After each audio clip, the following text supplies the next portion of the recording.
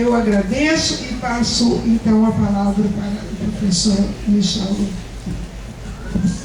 Agradeço a Ana Said e outros colegas organizadores desse evento por me terem convidado. É um grande prazer para mim estar aqui com vocês. O prazer é todo meu. Ou como dizia uma tia minha que não falava português direito, o prazer é todo meu. Bem, é uma interessante coincidência que o professor Giuseppe Vacca e eu escolhemos o tema da filosofia da praxis, né? Embora vamos tratar de maneira um pouco diferente, mas é interessante essa coincidência. Bom, eu vou falar sobretudo da teoria da praxis nos escritos de Rosa Luxemburgo, mas vou começar com duas palavras sobre Marx, porque o fundador da teoria da filosofia da praxis, como vocês sabem, é um certo Karl Heinrich Marx. Então, o Marx não nasceu marxista, né? Tem pessoas que já nasceram marxistas, mas ele não.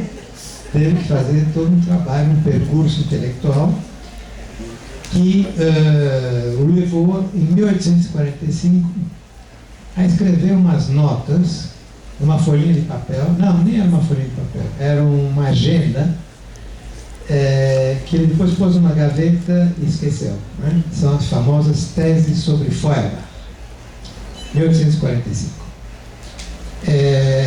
Essa gaveta foi aberta por alguma razão por Friedrich Engels, depois que Marx já tinha morrido, e ele achou esse documento e imediatamente o publicou. Eram 3 páginas só, 11 teses, 3 páginas, dizendo o seguinte: essas teses são o germe genial de uma nova concepção do mundo. Nada mais, nada menos. O germe genial de uma nova concepção do mundo. E como é que se define essa nova concepção do mundo? Alguns a chamam materialismo histórico, outros chamam materialismo dialético, enfim, vários nomes. Na minha opinião, o conceito mais acertado para designar essa nova Weltanschauung, essa nova visão do mundo, é filosofia da praxis. E quem formulou isso pela primeira vez foi o Antônio Gramsci, que nós tiramos o nosso chapéu para ele. Filosofia da praxis, exatamente isso. Esse é digamos, o núcleo central da nova visão do mundo que Marx formula em 1845, em ruptura tanto com o idealismo anterior, hegeliano, etc., quanto com o materialismo anterior que vinha da Ilustração, dos filósofos franceses do século XVIII, etc. Bom, e a quinta essência da filosofia da praxis, nas teses sobre Feuerbach, é a famosa tese número 3, que diz que a mudança dos indivíduos, das pessoas, da sua consciência, e a mudança das circunstâncias objetivas, das estruturas econômicas, sociais, etc., coincide na praxis revolucionária. Uma coisa que parece evidente. Mas, na época de Marx, os idealistas diziam que primeiro temos que mudar a consciência das pessoas para que depois mude a sociedade. Os materialistas diziam temos que mudar as circunstâncias materiais para que as pessoas mudem, e se chegavam a um impasse, não mudava nenhum nem outro. Até que Marx, com a tese número 3, ele corta o nó górdio e diz é na praxis revolucionária que coincide a mudança da consciência dos indivíduos e a mudança da sociedade, das circunstâncias materiais. E um pouco mais tarde, na ideologia alemã, outro manuscrito que vai ficar na gaveta, que vai ser abandonado, segundo Marx e Engels, a crítica roedora dos ratos, 1846. Na ideologia alemã, então, também essa ideia é desenvolvida no seu aspecto diretamente político. Isto é, diz Marx e Engels, não é possível uma revolução comunista, termo que eles usam, sem que uma consciência comunista se desenvolva em escala de massas, né? Mas essa consciência comunista só pode se desenvolver no curso de um processo revolucionário. Então a revolução é necessária não só para derrubar a classe dominante, mas também porque a classe subversiva, a classe revolucionária, só através da sua ação revolucionária coletiva, pode se transformar a si mesma, a sua consciência, as suas ideias, e se tornar capaz de fundar uma nova sociedade. Estou citando de memória, mas a ideia fundamental é essa, está na ideologia alemã. Um livro, seja dito entre parênteses, que Rosa Luxemburgo não conheceu, porque foi publicado, o manuscrito foi descoberto, salvo da crítica roedora dos rasgos, e publicado só depois que ela já tinha morrido, né? Nos anos 20 e 30. Mas então, Rosa Luxemburgo chega à filosofia da praxis através da leitura das teses sobre forma, essa sim conhecida por ela, mas sobretudo através da sua própria reflexão.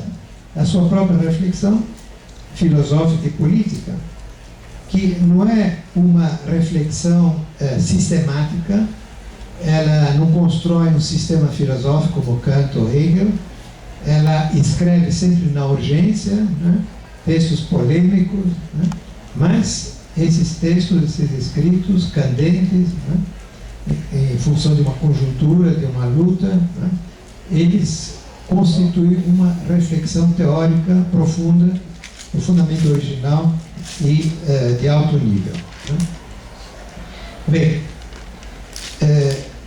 o tema que me interessa nessa reflexão é um tema fundamental na obra de Rosa Luxemburgo, a questão da filosofia da praxis, traduzido em termos políticos, a questão da autoeducação pela praxis dos explorados, dos oprimidos, pela sua experiência de ação coletiva. Esse é o tema, né? Essa é a ideia que atravessa os seus escritos, né? É uma espécie de fio condutor, eu diria, no sentido elétrico da palavra, né? É um fio condutor que atravessa os seus escritos políticos, né? Essa ideia da autoeducação do proletariado, dos trabalhadores, dos oprimidos, pela praxis. Agora, essa temática vai se desenvolvendo no curso dos seus escritos, não é, mais uma vez, não é um sistema, é algo que vai sendo traduzido em diferentes momentos, em diferentes polêmicas, em diferentes escritos, em diferentes textos. Vamos tentar acompanhar brevemente esse percurso, né? Bem, podemos começar com uma polêmica de Rosa Luxemburgo com Lenin, em 1904. Rosa Luxemburgo era bastante próxima de Lenin, né? Os dois faziam parte do mesmo partido, chamado Partido Operário Social Democrata Russo, era o termo usado na época, né? Antes da Revolução Russa, e muitas vezes eles coincidiam, né, em várias colocações, mas havia também desacordos, né? E um dos desacordos era sobre o papel do partido no processo revolucionário. Os dois acreditavam na necessidade do partido, os dois faziam parte desse partido operário, né, social-democrata russo, e além disso Rosa Luxemburgo tinha sua própria organização, que era uma espécie de fração dentro desse partido, que era o Partido Social-Democrata do Reino da Polônia e da Lituânia. Um nome muito estranho e anacrônico, mas enfim, era um partido revolucionário na Polônia. Bom, então, a polêmica com Lenin é em cima de uma brochura de Lenin chamada Que Fazer, que defende a ideia do partido de vanguarda, separado da classe, né? Ele representa a consciência socialista, etc. Bom, enquanto que a classe nunca supera, pela sua própria experiência, o nível de consciência sindicalista, é meio baixinho, e a consciência socialista, ela vem graças ao partido e aos intelectuais do partido particular. Bom, então Rosa Luxemburgo responde a Lenin nessa polêmica que chama Questões de Organização da Social-Democracia Russa. É somente no curso da luta que o exército do proletariado se recruta e que ele toma consciência dos fins dessa luta. A organização a conscientização. A palavra alemã é Aufklärung. Aufklärung é muitas coisas, né? Mas digamos, aqui eu acho que quer dizer conscientização. Então, a organização, a conscientização e o combate não são fases distintas, mecanicamente separadas no tempo. São apenas aspectos diversos de um único e mesmo processo. Claro, a classe revolucionária pode se enganar, pode fazer erros, mas, diz ela, os erros cometidos por um movimento realmente revolucionário são historicamente infinitamente mais fecundos e valiosos que a infalibilidade do melhor comitê central. A citação famosa, Rosa Luxemburgo. Bom, eu acho que podemos resumir a concepção de Lenin e de Rosa Luxemburgo, nesse momento, 1904, da seguinte maneira. Lenin tinha criado um jornal da fração dele, a fração bolchevique do Partido Operário Russo. E esse jornal chamava Iskra. Né? Todo mundo sabe que Iskra quer dizer centelha. Então, Lenin achava que a centelha da consciência socialista revolucionária era introduzida de fora, dentro da classe, né? Graças aos intelectuais socialistas e ao partido de vanguarda. Né? Que a classe, ela mesmo por sua própria experiência local, de lutas econômicas, sindicais, nunca chegaria a isso. Né? Então, essa centelha tem que ser trazida pela vanguarda política organizada de fora para dentro das lutas espontâneas do proletariado. Enquanto para Rosa Luxemburgo, a centelha, ela vai usar essa mesma frase, essa mesma palavra, nós vamos ver mais tarde, né? A centelha da consciência revolucionária se acende no combate, na ação das massas. Né? Essa era, digamos, a diferença dos dois. Bom, isso é 1904, pouco depois, em 1905, estoura a primeira grande revolução russa, né? Na qual tanto Lenin como Rosa Luxemburgo vão participar, Lenin na Rússia, Rosa Luxemburgo na Polônia. E, em função, Rosa Luxemburgo vai ver no desenrolar dos acontecimentos da Revolução de 1905 na Rússia, a confirmação da sua hipótese, né? A confirmação de que a grande massa dos trabalhadores se tornou revolucionário, se tornou sujeito revolucionário, né? Através de sua experiência prática. Então, ela vai escrever o seguinte: é o proletariado que vai derrubar o absolutismo na Rússia. Absolutismo é tsarismo. Mas o proletariado necessita para isto um alto grau de educação política, de consciência de classe e de organização. Isso é uma citação de uma brochura que ela escreveu em 1906, que chama Greve de Massas, Partido e Sindicato, né? Que é uma reflexão sobre a experiência da Revolução Russa, procurando tirar lições para uma futura greve geral na Alemanha, que ela esperava. Então, todas essas condições de educação política, consciência de classe, organização, não podem surgir da leitura de panfletos e brochuras, mas somente na escola da luta, e na luta política viva, no curso geral da Revolução em Marcha. O súbito levantamento geral do proletariado russo em janeiro de 1905 foi um ato político de declaração de guerra revolucionária ao absolutismo. Mas essa ação direta da classe teve um impacto interno na consciência, despertando pela primeira vez, como por um choque elétrico, o sentimento e a consciência de classe em milhões e milhões de indivíduos. Então, essa é a conclusão que ela tira dessa grande experiência histórica que foi a Revolução de 1905. Agora, obviamente, é um texto polêmico, né? E, como acontece às vezes nos textos polêmicos, ela exagera, né? Quer dizer, tomada literalmente, essa frase daria a entender para que perder tempo escrevendo panfletos e brochuras se não é isso que traz a consciência de classe?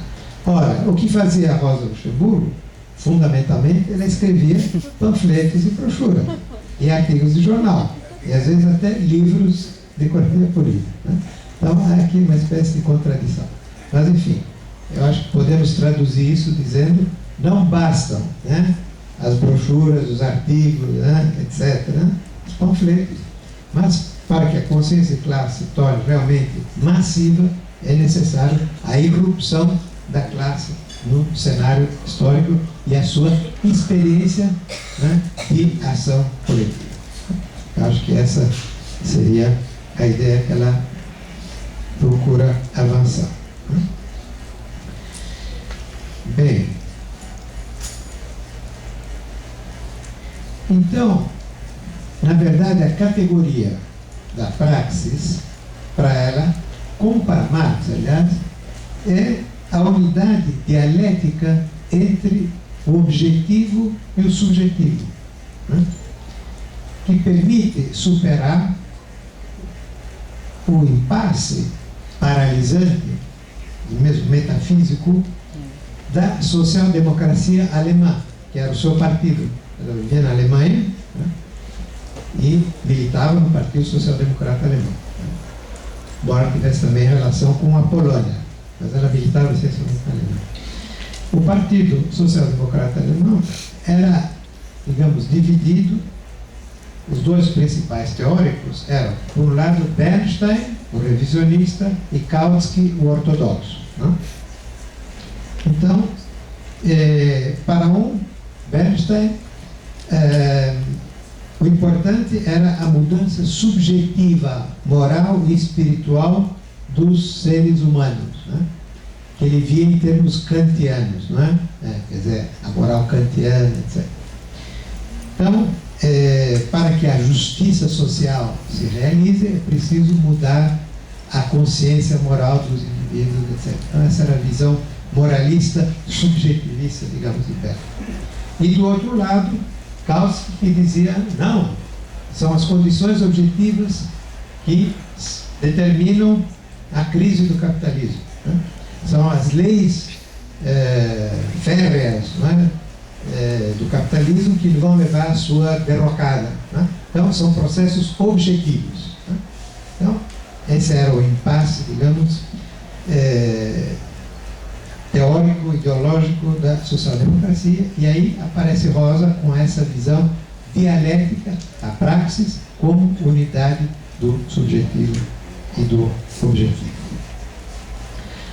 E essa visão dialética da praxis também permite a ela superar outro impasse da social-democracia alemã, incorporado no seu programa, o programa de Erfurt, o Congresso de Erfurt, no fim do século XIX. Né? Nesse congresso, o Partido Social Democrata se apresentava com dois programas, né? O programa mínimo, que eram reformas imediatas, e o programa máximo, que era o socialismo, a revolução. Né? Então havia esses dois programas, entre os dois, nada. Né? Então, Rosa Luxemburgo tenta superar essa dualidade, esse abismo, né, entre o programa mínimo e o programa máximo, com essa ideia da praxis, né, e, concretamente, com a ideia da greve geral de massas como uma maneira de passar do programa mínimo para o máximo.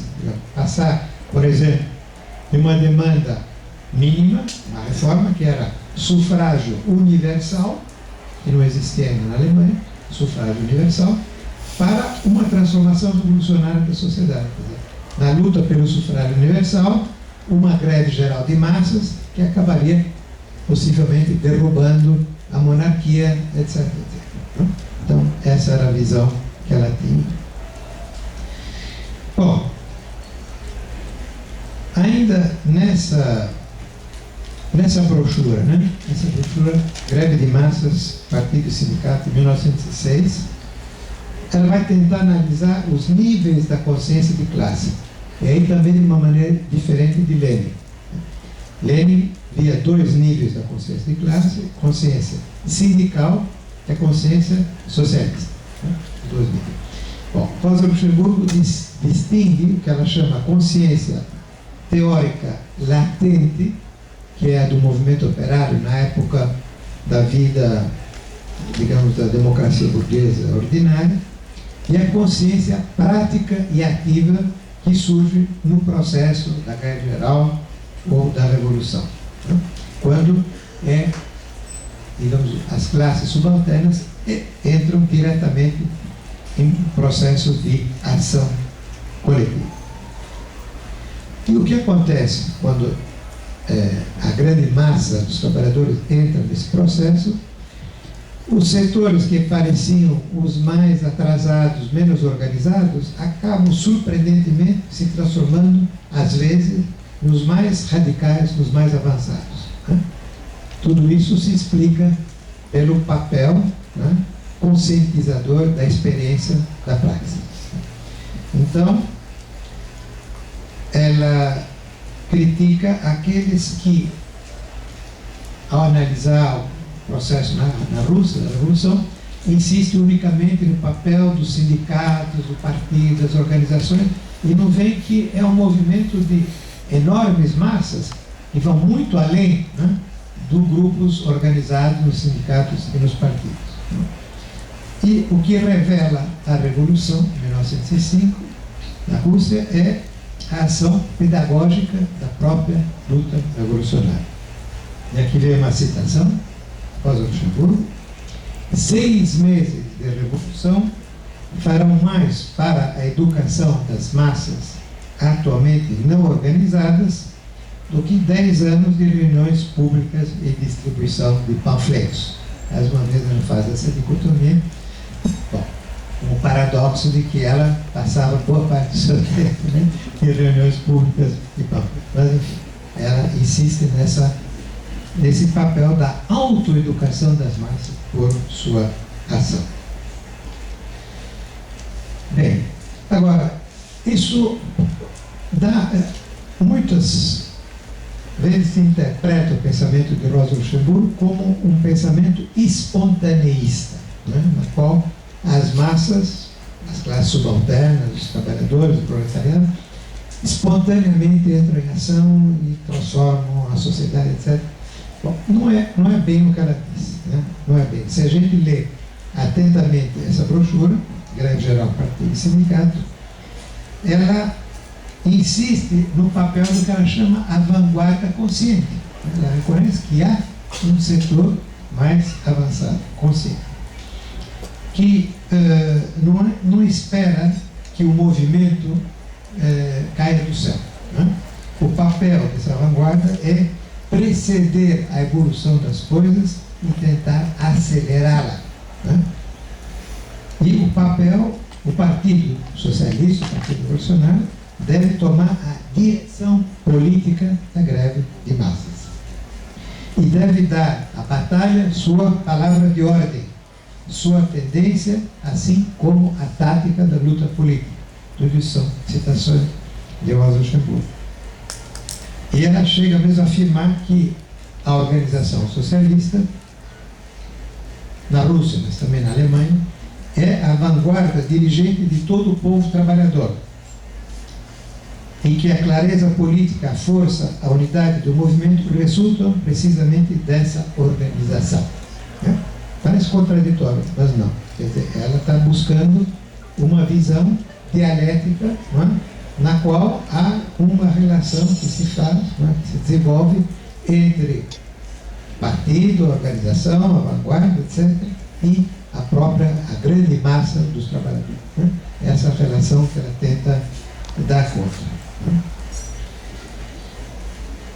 Bem, então eu insisti, não é, nas diferenças com Lenin, mas, mais uma vez, não é, essas diferenças não devem ser tampouco exageradas, porque, por exemplo, o partido que ela formou com seus companheiros na Polônia, embora ela já não morava na Polônia, ela tinha se mudado para a Alemanha, ela acompanhava as atividades na Polônia, né? E durante a Revolução ela foi para a Polônia, participou, foi presa, passou um tempo na prisão.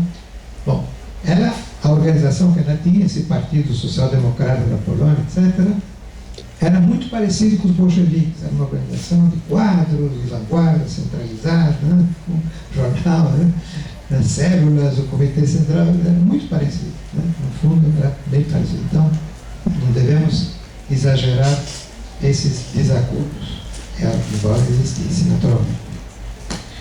Bom, tudo isso nos conduz finalmente à Grande Guerra de 1914, que é percebida por Rosa Luxemburgo, como também por Lenin, como uma imensa catástrofe, porque os partidos socialistas, quase todos, vão apoiar os seus respectivos governos na guerra, né?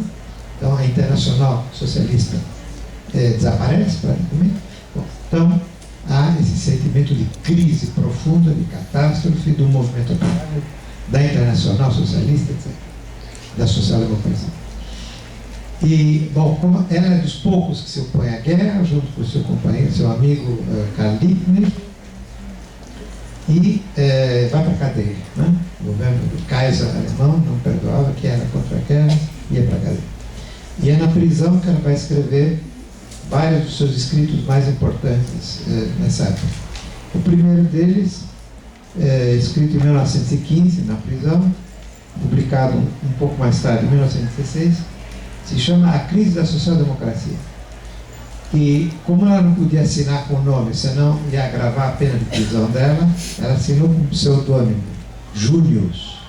Era um panfletário inglês do século XVII, Junius. Desde então, esse texto conhecido como a brochura Junius, né? Mas o título era A Crise da Social-Democracia. Bom, então, nesse texto é que vai aparecer a tal faísca, né? a tal Iskra, né? O correspondente da Iskra de Lenin. Então, diz assim, bom, a situação é de crise da social-democracia, crise desastrosa, mas ela não abandona a esperança, né? Na revolução proletária. Revolução que será, diz ela, um salto da humanidade, do reino animal ao reino da liberdade. Mas esse salto só será possível, diz ela, se a faísca incendiária, em alemão, Zündende de Funke, da vontade consciente das massas, não surge das circunstâncias materiais que são fruto do desenvolvimento anterior. Então, aqui está a centelha incendiária, né? A faísca incendiária, que vai fazer explodir a pólvora seca, digamos, né? Agora, como é que se produz essa faísca, né, incendiária? Ela resulta da experiência das lutas, né? Da experiência das lutas na qual o proletariado internacional fará seu aprendizado sob a direção dos socialistas e tentará tomar, diz ela, em suas mãos sua própria história. Então, é graças à pedagogia da luta que se acende a faísca, né, da consciência revolucionária, a centelha da consciência revolucionária dos oprimidos, dos explorados. Essa brochura Június, de 1915, também é muito interessante, porque é nela que aparece uma expressão que vai ficar famosa, de Rosa Luxemburgo, socialismo ou barbárie, né? Quer dizer, se o resultado dessa guerra, se não houver uma revolução socialista, a humanidade vai regredir para a barbárie, como aconteceu depois da caída do Império Romano. Bom, na verdade ela está pensando numa barbárie moderna, não numa barbárie primitiva. Daí a comparação com o Império Romano não é muito boa, né? Ela está pensando na própria guerra, né? Na própria guerra mundial como expressão de uma barbárie moderna. Mas, de certa forma, também ela está prevendo o que vai acontecer no futuro. Efetivamente, a derrota do socialismo na Alemanha, depois da guerra, vai levar ao fascismo, ao nazismo e à Segunda Guerra Mundial, que são manifestações mais trágicas, digamos, dessa barbárie moderna do século XX. Mas talvez a palavra mais importante na fórmula socialismo ou barbárie é a palavra ou, né? Quer dizer, Em outras palavras, a história não está pré-determinada. Né? O que vai acontecer no futuro não é inevitável. Né? Quer dizer, pode ser socialismo ou barbárie. Né? Quer dizer, o futuro está aberto. Quer dizer, uma visão da história como um processo não pré-determinado, um processo aberto, não decidido de antemão pelas leis da história, ou da economia, ou da dialética, ou o que seja. Né? Portanto, um processo que vai depender não só dos fatores objetivos, mas também dos fatores subjetivos, isto é, a consciência, a vontade revolucionária, a organização, a iniciativa, etc., etc. Bem, mais alguns anos, e Rosa Luxemburgo sempre na prisão, atrás das grades, acontece a Revolução Russa, né, outubro de 1917. E passado mais ou menos um ano da Revolução Russa, um pouco menos de um ano, ela vai escrever umas notas sobre a Revolução Russa, uma espécie de brochura sobre a Revolução Russa, talvez para publicação, não se sabe exatamente, mas enfim, num primeiro momento, só de circulação interna entre seus amigos. Essa brochura, que se chama A Revolução Russa, é um dos documentos mais importantes escritos por Rosa Luxemburgo. Ela começa com uma homenagem aos bolcheviques, citando nominalmente Lenin e Trotsky, que são os dirigentes mais conhecidos da Revolução Russa, dizendo: vocês salvaram a honra do socialismo internacional, vocês se opuseram à guerra imperialista e vocês ousaram tomar a cabeça de uma revolução socialista. Então, há uma homenagem e um gesto de apoio, de solidariedade com os revolucionários de outubro, com os bolcheviques, com Lenin, com Trotsky. Mas também há uma crítica. Né? Quer dizer, a brochura contém os dois: a solidariedade, a homenagem e a crítica. E a crítica tem vários capítulos, digamos, de crítica. Alguns, na minha opinião, são discutíveis. Ela vai criticar a política dos bolcheviques sobre a questão nacional. Ela acha que a palavra de ordem do direito de autodeterminação das nações é um erro. Acho que ela está enganada. O outro é uma crítica sobre a política agrária dos bolcheviques, que era a distribuição da terra aos camponeses. Acho que também ela se enganou.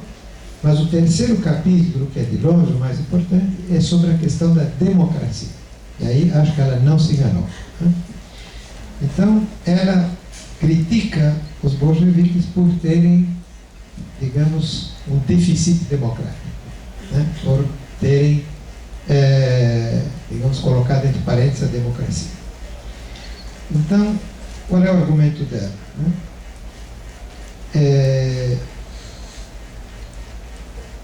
Bom, sem democracia, isto é, sem a atividade política das massas populares e a experiência política das massas operárias, é impossível a dominação da classe oprimida. Bom, as tarefas da transição do capitalismo ao socialismo, às quais, diz ela, os bolcheviques se apegaram com coragem e resolução, outra vez uma homenagem, não podem ser realizadas sem uma intensa educação política das massas e uma acumulação de experiências. Bom, mas essa educação só é possível através da experiência das próprias massas, da experiência, só pode nascer da própria escola da experiência. Essa é a expressão da própria escola da experiência de participação democrática no processo revolucionário. O que exige as liberdades democráticas, liberdade de organização, de expressão, de voto, etc., etc. O conjunto das massas populares, dizer, não só os operários, não os camponeses, os estudantes, né?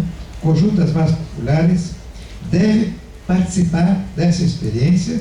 De outro modo, o socialismo é decretado, outorgado por uma dezena de intelectuais reunidos em torno de um pano verde na mesa. Bom,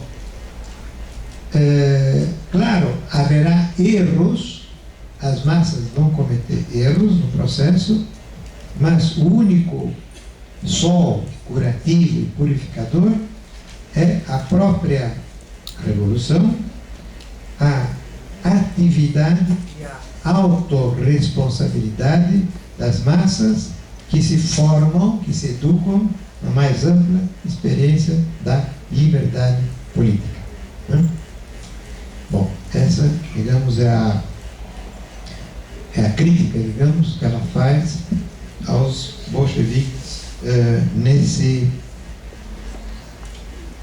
capítulo, né, o capítulo sobre a democracia da brochura de 1918. Jorge Lukács, filósofo marxista húngaro, no famoso livro dele, História e Consciência de Classe, de 1923, tem um capítulo, é o primeiro capítulo, que se chama Rosa Luxemburgo Marxista. Ele escreveu em janeiro de 1921. Então, ele insiste nesse capítulo sobre a importância do conceito de praxis, que Rosa Luxemburgo tomou de Marx, das teses sobre Feuerbach. Graças a isso, digamos, a visão de uma unidade dialética da teoria da praxis, Rosa Luxemburgo conseguiu superar o dilema da social-democracia alemã, que era o dilema do fatalismo das leis puras e da ética das puras intenções. Né? É um pouco aquilo que eu tinha dito sobre Bernstein e Kautsky. Quer dizer, Kautsky, suposto marxista ortodoxo, era o fatalismo das leis puras, né? As leis da economia, as leis da história que levam fatalmente ao fim do capitalismo, ao socialismo, etc. Né? Então, fatalismo das leis puras, né?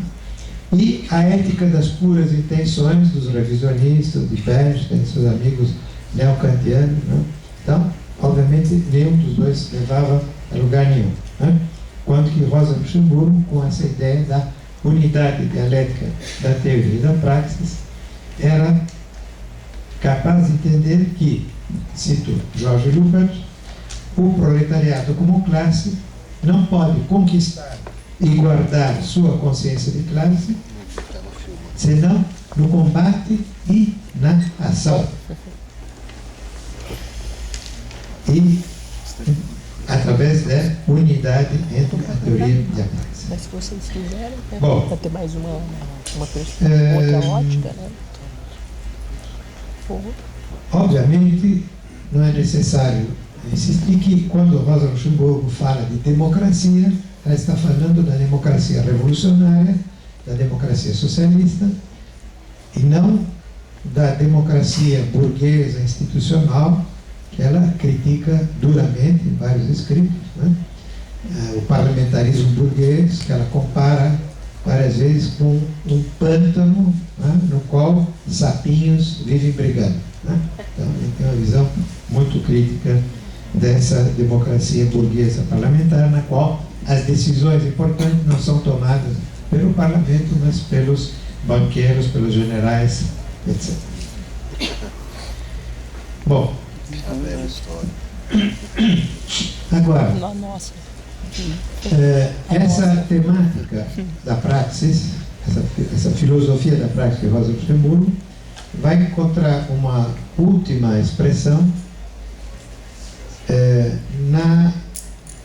num dos últimos escritos, o texto de Rosa Luxemburgo, que é a conferência que ela fez em dezembro de 1918 no Congresso de Fundação do Partido Comunista Alemão, Liga Spartacus. Né? Quer dizer, Rosa Luxemburgo saiu da prisão com a Revolução de novembro de 1918, que derrubou a monarquia, o Império, o Kaiser, proclamou a República, se formou um governo social-democrata de direita, né? Friedrich Ebert, Gustav Nossig, etc.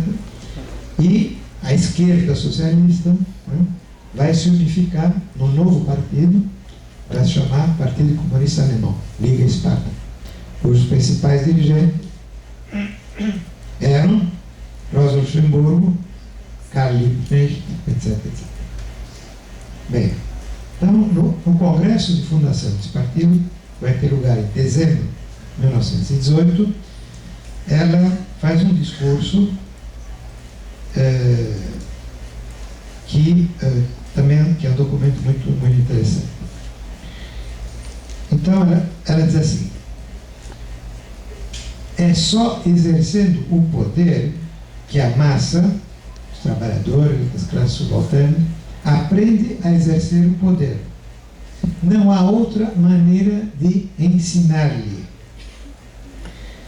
Nós já superamos, felizmente, o tempo em que se pretendia ensinar o socialismo ao proletariado. Esse tempo, aparentemente, ainda não passou para os marxistas da escola de Karl Kautsky. Educar as massas, isso queria dizer fazer discursos, difundir panfletos e brochuras. Não. A escola socialista dos proletários não necessita nada disso. Na verdade, necessita, senão ela não teria escrito tantos panfletos. Sua educação se faz quando eles passam à ação. Essa é a ideia principal, quando eles passam à ação. E aí ela vai se referir a uma famosa fórmula de Goethe, grande escritor alemão.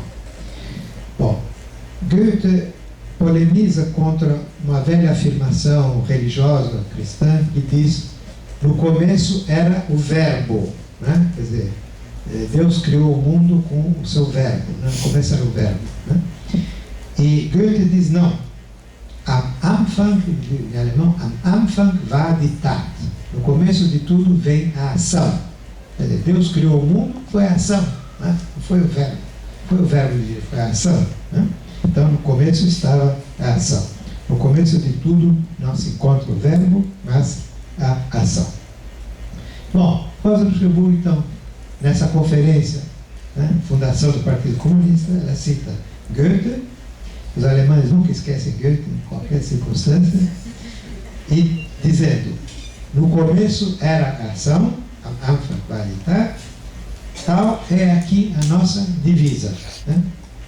É na ação que os conselhos de operários e soldados se tornam a única força pública do país e aprendem a se tornar a força principal dirigente do país. Bom, essa conferência, então, é um pouco um dos seus últimos textos.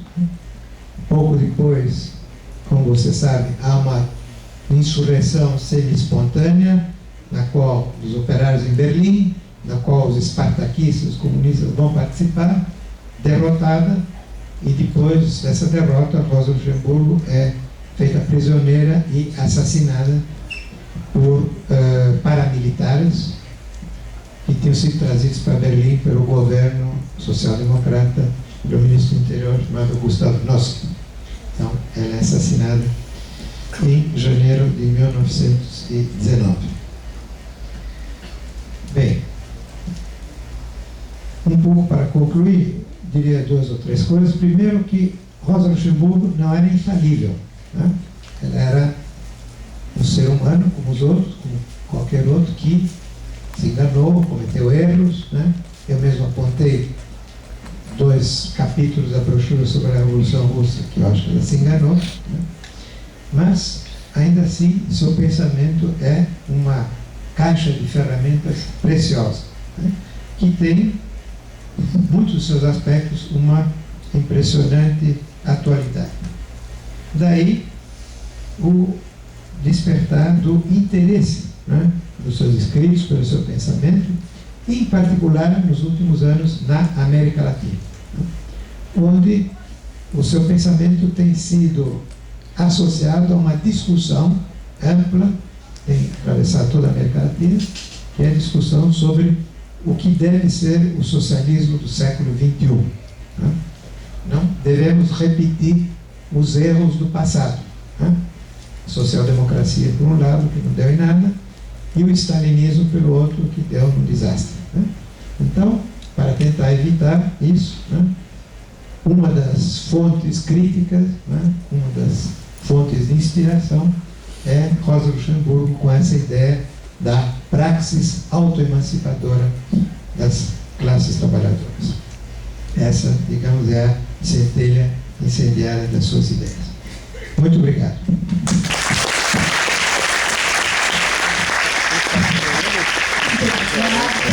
Excelente a palestra. O Juliola, muito obrigada de ter comandado ali. Antes de eu abrir para debate, eu gostaria, democraticamente, porque eu estou com o microfone, de fazer uma questão para os dois, porque para aproveitar, né, que eles estejam aqui e que é uma coisa que nos preocupa a todos, etc., que é a questão da crise que vivemos hoje.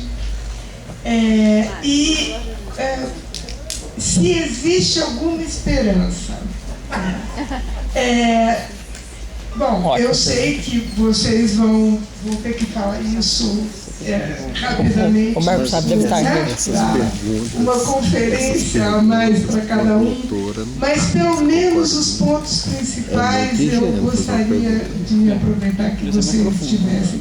Vocês vivem na Europa, penso que ali é mais aguda, principalmente a percepção da crise, porque acho que Estados Unidos, mesmo aqui para nós tivemos manifestações nesses últimos meses, etc.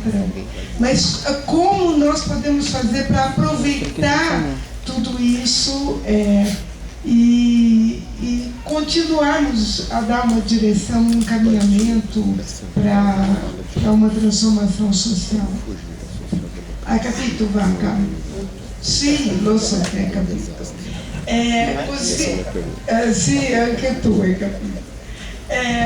Então eu passo primeiro na mesma sequência para o professor Vaca, depois.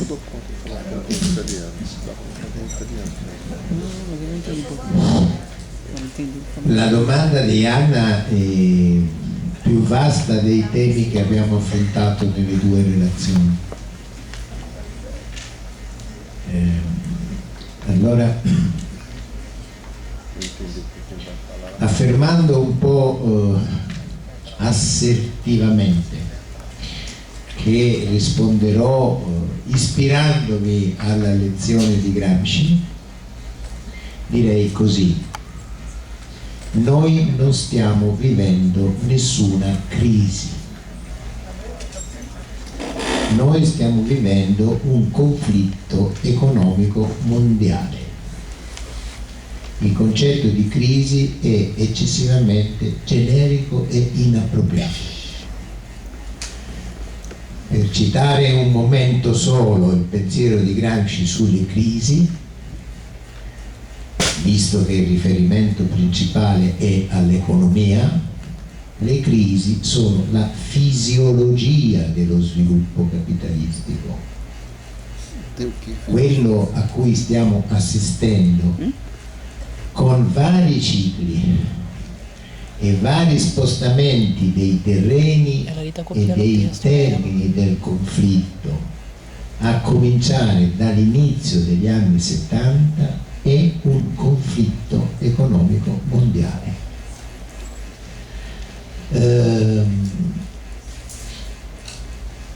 Che in estrema sintesi si può definire così: nasce dalla, questo sì, crisi degli equilibri complessivi del sistema mondo scaturiti dalla seconda guerra mondiale e stabilizzatisi nei primi 25 anni successivi.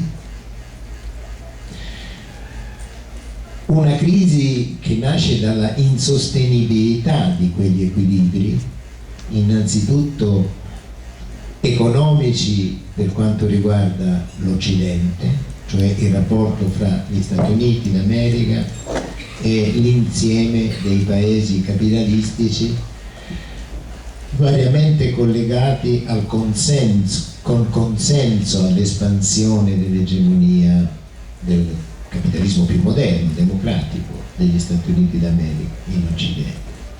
Ma questo si combina con una crisi del sistema politico internazionale che, in estrema sintesi, direi così: nei 30 anni successivi alla Seconda Guerra Mondiale il mondo è diventato sempre più interdipendente e sempre più multipolare. Lo schema del bipolarismo USA-URSS come schema di regolazione e stabilizzazione del sistema delle relazioni internazionali, che aveva funzionato abbastanza bene nei 25 anni precedenti, che sono l'unico periodo nel quale io direi abbiamo assistito ad una egemonia nel sistema delle relazioni internazionali. Se poi interesserà qualcuno cercherò di spiegare perché dico questo. Questo equilibrio alla fine degli anni 60, negli anni 70 già non è più sostenibile. Un mondo sempre più multipolare, diseguale e interdipendente non può più essere regolato politicamente dal bipolarismo. La risposta a queste due crisi da parte degli Stati Uniti d'America è l'inizio di un lungo ciclo di predominio dell'unilateralismo economico e politico, innanzitutto degli Stati Uniti d'America. Questo genera una serie di cicli che per brevità non analizzo perché non sono 40 anni tutti uguali, ma il dato su cui attirerei l'attenzione è che se la situazione è di conflitto economico mondiale, con una molteplicità di attori sufficientemente strutturata, soprattutto dopo l'89, un multipolarismo ricco e in conflitto,